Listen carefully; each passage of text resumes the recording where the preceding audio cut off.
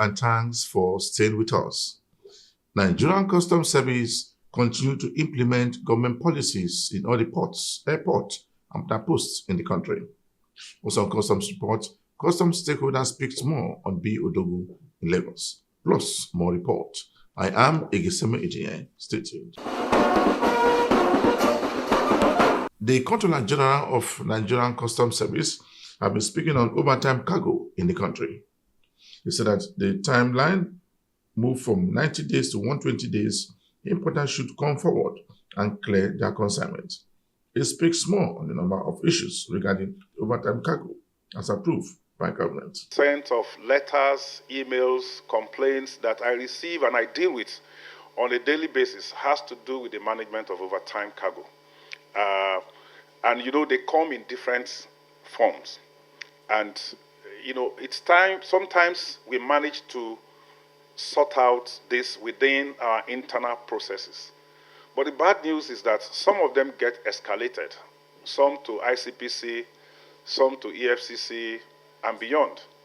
And of course, the typical Nigerian legal, no be person will carry case go police, 9 they win case.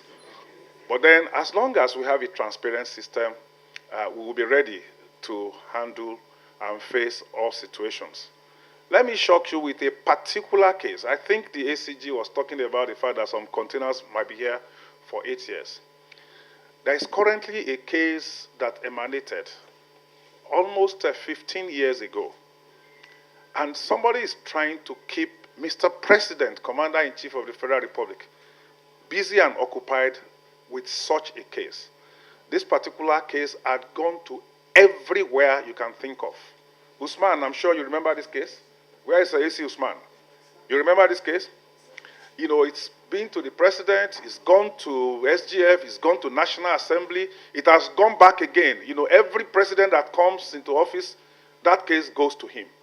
And so, if I as CG was complaining, then I know that the previous presidents have also tried to address this case. So, what this means is that all of these challenges that bedevils the process of management of overtime cargo are real, and they have to be confronted. The problem of putting integrity in the system, the problems of bringing out a transparent system, the problem of integrity, so that we can deal with this with less corruption. But most importantly, the issue of staying on the right side of the law. And this is why, when I assumed office, I was very bold and intentional in stating that I will be open to consultations with our stakeholder. I really appreciate the point that Mr. Keshiro stated about the fact that when he talks about overtime cargo, it has to be done in conjunction and in consultation with all of you. So I'm open to consultations. But more importantly, I'm also open to innovation, because I believe that we can use a new process like we have just seen to address the hidden programs that we have in management of overtime cargo. Imports are very important for our economy. They are help for productions. When our manufacturers get into their factories, they need a lot of inputs for manufacturing. They are necessary for management of very critical projects. And then, of course, generally for the economic development of the country. So we are therefore committed to the environment under which all of this are done. We are more interested in exiting these cargoes from our ports rather than managing them as overtime. We really would not, if we have a choice, we would rather get all of this out of our ports because of those 3 reasons that I have stated. And everything that we've tried to do is to make sure that we have our process facilitated so that the costs and the time it takes us for bringing these cargoes out of the ports will be reduced. One of the things that I have done was to set up specialized desks at headquarters and in different commands to manage imports done by government and government agencies. We don't want those projects, we don't want those imports to stay one day longer in our ports. Projects that addresses issues of the power infrastructure, road infrastructure, public health, education, all of those projects are very vital to the delivery of the dividends of democracy to Nigerians. And we would not want them to be abandoned in the port, to stay a day longer than in our ports. And irrespective of their status, the directive I always give to all our controllers is that they must waive all processes and procedures and ensure that those consignments are taken out of our ports. The same goes for consignments imported by members of the organized private sector and Manufacturers Association of Nigeria and other organized groups. We know that through these imports, they reflate our economy, and we don't want them to be delayed in our port. We also give reference to our embassies and consignments that are imported by international organizations, missions, and diplomatic agencies. So we also have a special desk that has been created for them.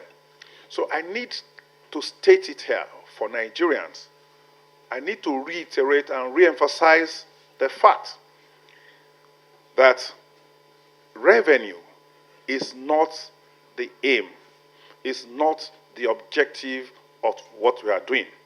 We have the objective of injecting transparency, of reducing corruption, of making the system more efficient.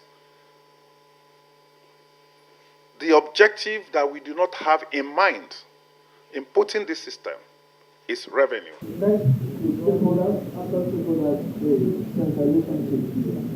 I would say that the objective for putting in place the system, as demonstrated, is to streamline the process of management of our overtime cargo, put in place transparency, make it easier for owners of those goods to access it within the stipulated time frame.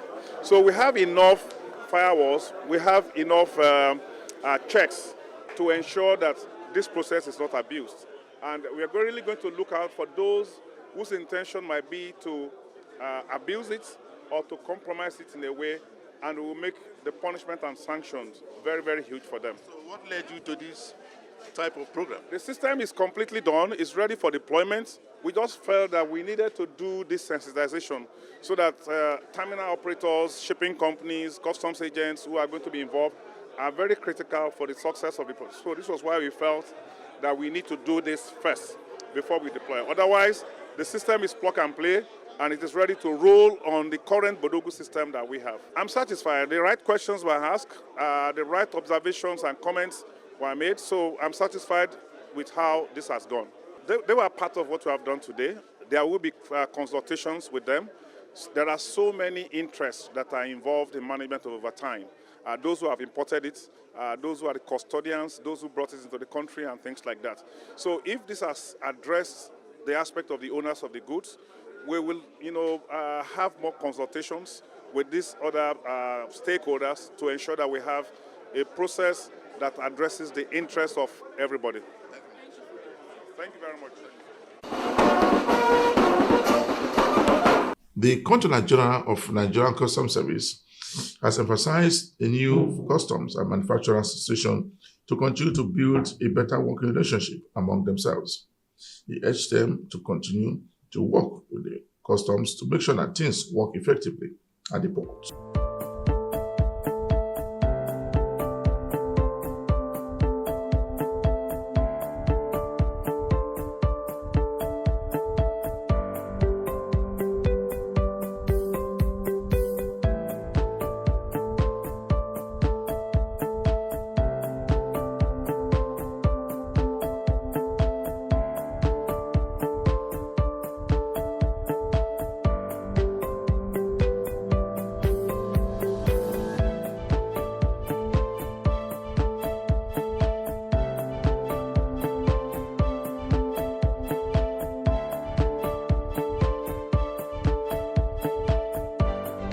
You are watching the program Customs Report.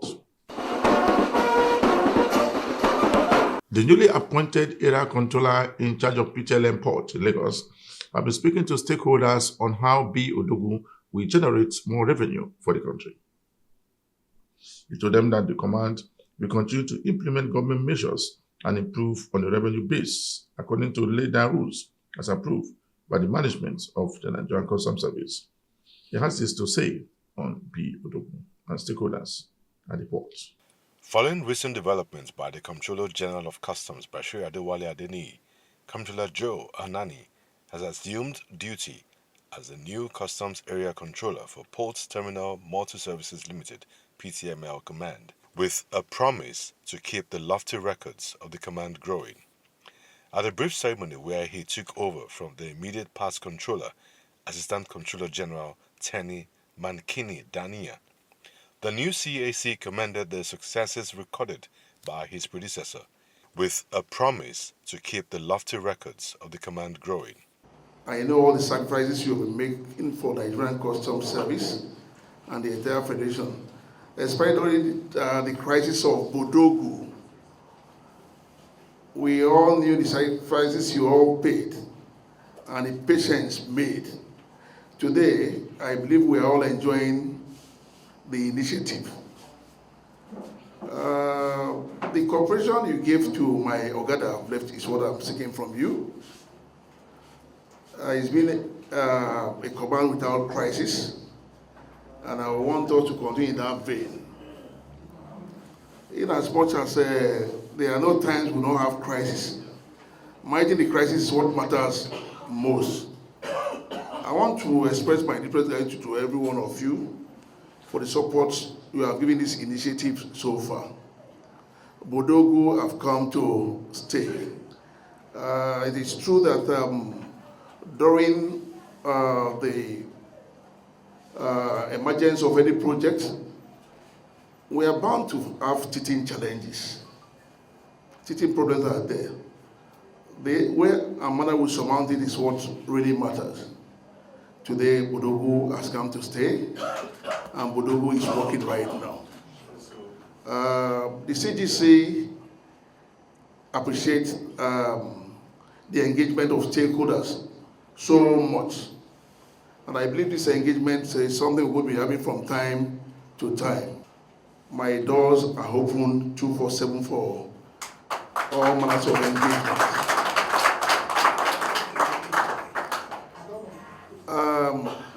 I'll urge you to support my initiative. We have a lot of people that are not really members of any association, and we have some people that are here to foment trouble. Please let us handle the situation together, and don't let any trouble happen in this command, because I'm so happy that this command has been a very peaceful command. There is a platform already set by my predecessor. I'm going to build on that premise. If you have any problem, please, my office is open 24/7. My essay is there. If you cannot find me on time, we'll definitely resolve the problems together. You are the heartbeat of custom modernization. This port is called the modern port. Everywhere is so clean, no trouble, no rancor whatsoever. I want us to continue to build on that. The revenue here has been so wonderful, and it's not without your support. Without you, customs won't be where they are today. So I urge you all to continue to support us in the area of revenue targets and the anti-smuggling fight that we're fighting. Please make your correct declarations. Let your cargoes be examined the way it should be and be compliant in every ratification. At the end of the day, we all have every cause to smile. I appreciate the leadership of every association present here, both small and big. the President, the Vice President, Secretary, and all others. I appreciate your presence here today to have come to honor me at this meeting. If you have issues, like I said, the doors are 100% open. Synergy matters. We'll strategize. If there's any issue to be looked into when it comes to some kind of issue that has to do with the job, please come up. Let us judge all and not war. Thank you very much. At this junction, let me promise again that this engagement will be from time to time for us to achieve our aim. Thank you very much.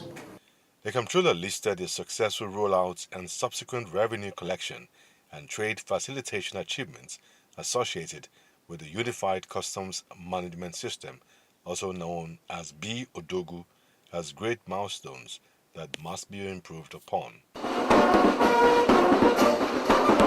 The Apapa Area Command of Nigerian Customs Service has officially decorated newly promoted officers as approved by the government in Nigeria. In the speech, the controller said that the promotion of officers will further make them to increase their service to the nation.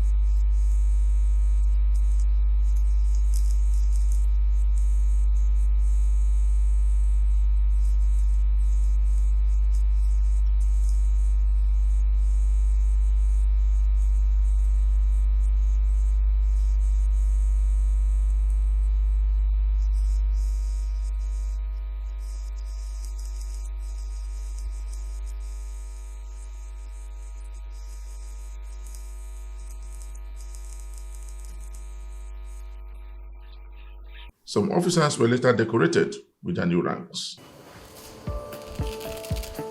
So assisting decorating. Okay.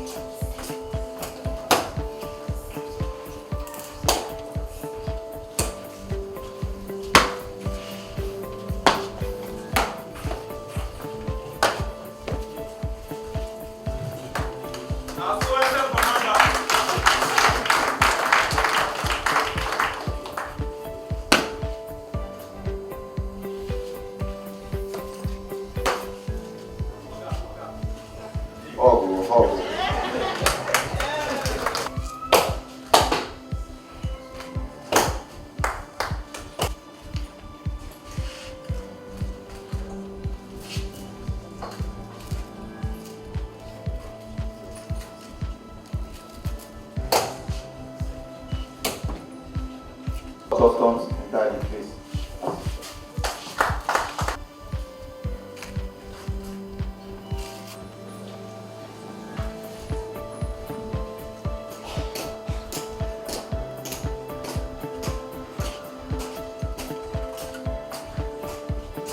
Okay, so we are gradually pictures, please.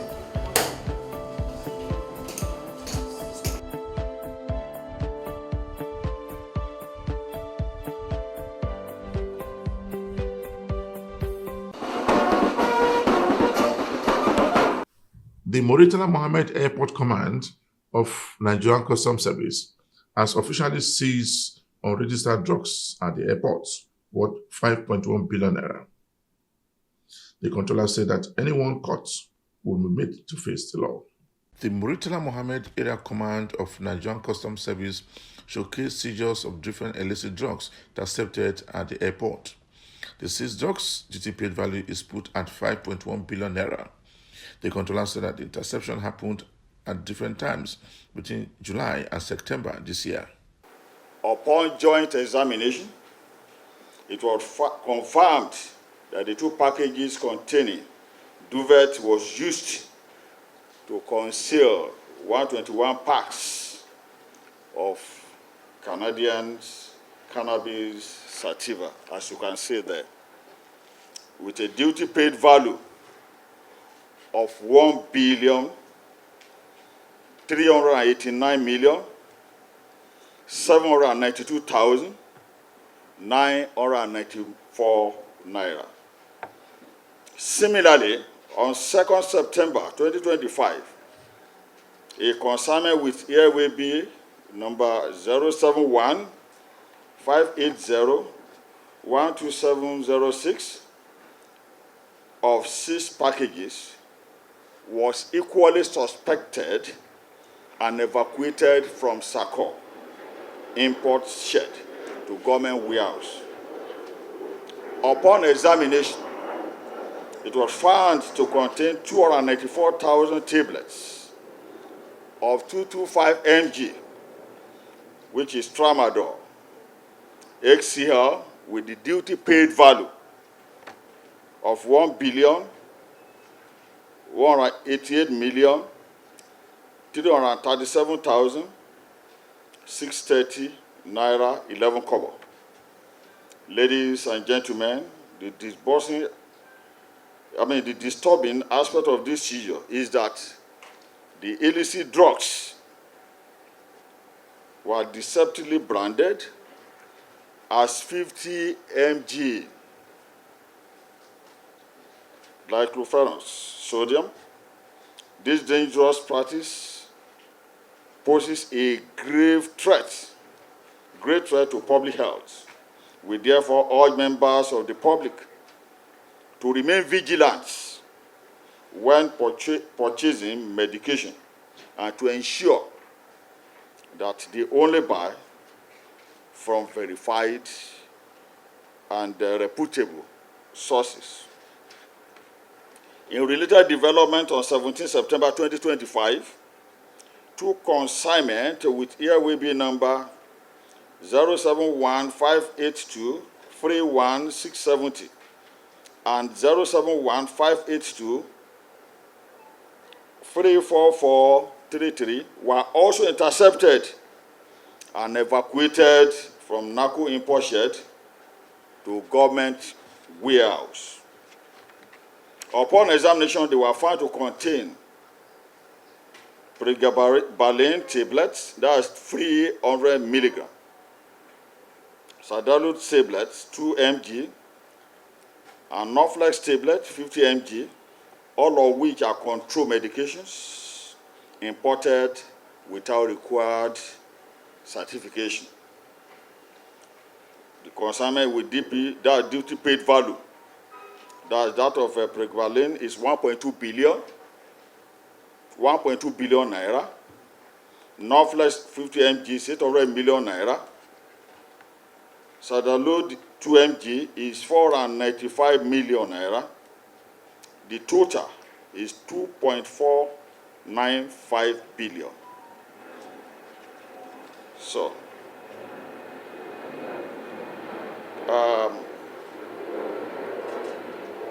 if we are to have this to this, we should be having about 5 point something billion here for all these illicit drugs. The controller handed over the drugs to NAFDAC official on behalf of the Controller General of Customs. That's the first one. The second one is Saladu 2 mg, which is equally dangerous. We are officially handing over. There is no hiding place. However they try to do it, we will unravel it. This particular one is a key example of how this was unraveled. So I say thank you so much for this gathering. The CAC reaffirms that the command, in collaboration with other agencies, will continue to work to stop importation of drugs in and outside the country. The Customs Officers' Wives Association (COA) Ogun 1 Command Chapter, led by its chairperson, Mrs. Fausat Otunla, carried out a remarkable corporate social responsibility initiative with visits to the general hospitals and Customs Medical Center, both in Idiroko, Ogun State. This was disclosed in an official statement endorsed by the DSC Zakare Chado, Public Relations Officer, Ogun 1 Area Command. At the General Hospital, the COA team was warmly received by the Chief Medical Director, Dr. Kilanko Margaret, alongside the Chief Matron and other members of staff. The executives and members of the association were taken on a guided tour of the hospital wards, where patients and pregnant women attending antenatal clinics were presented with a large quantity of mosquito nets. In addition, the association donated 50 pieces of bed sheets to the hospital.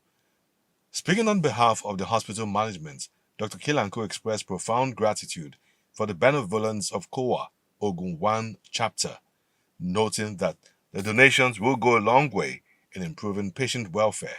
She also assured the association of the hospital's readiness to extend medical outreach to COA members and their spouses. In a show of appreciation, a representative of the pregnant women, Mrs. Sadiq Ola, thanked COA for the thoughtful gifts and offered prayers for the continued success and well-being of the association.